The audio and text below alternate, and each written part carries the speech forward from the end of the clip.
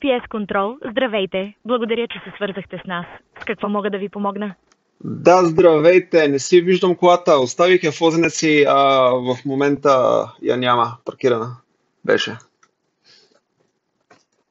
Разбирам, че не виждате автомобила си. Моля, кажете ми марката на колата, за да продължим. Mercedes GLE 500. Благодаря. Моля, дайте ми регистрационния номер на автомобила. Кажете го буква по буква на български. SV1820 ТМ.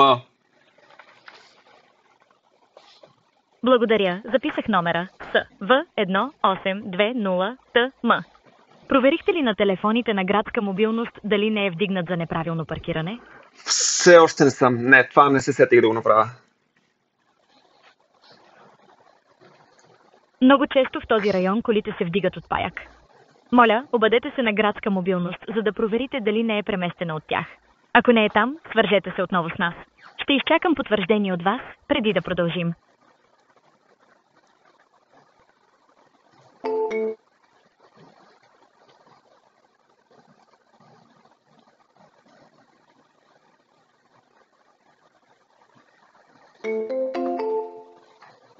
Здравейте отново! Продължаваме разговора от последните минути. Да, здравейте. Звъннах на градска мобилност и не са вдигали колата с паяк. Не. Благодаря за потвърждението. Моля, кажете ми в колко часа видяхте колата за последно? 7 сутринта днес я оставих на паркинг в Лозенец. Благодаря. Може ли да уточните точния адрес или ориентир на паркинга в Лозенец? Например, улица, номер или близка сграда, за да го запишем коректно. Да, Златовръх 32, това не е далеч от семинарията, синя зоше. Благодаря. Записах Лозенец. Златовръх 32 близо до семинарията, синя зона.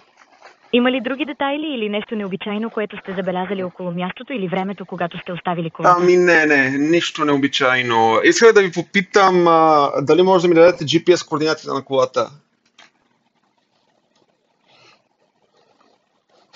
Съжалявам, но по нашата фирмена политика не можем да предоставяме GPS координати на автомобила по телефон.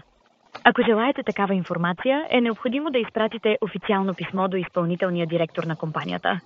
Причината е, че не можем да удостоверим самоличността ви само по телефон и това е с цел сигурност на автомобила.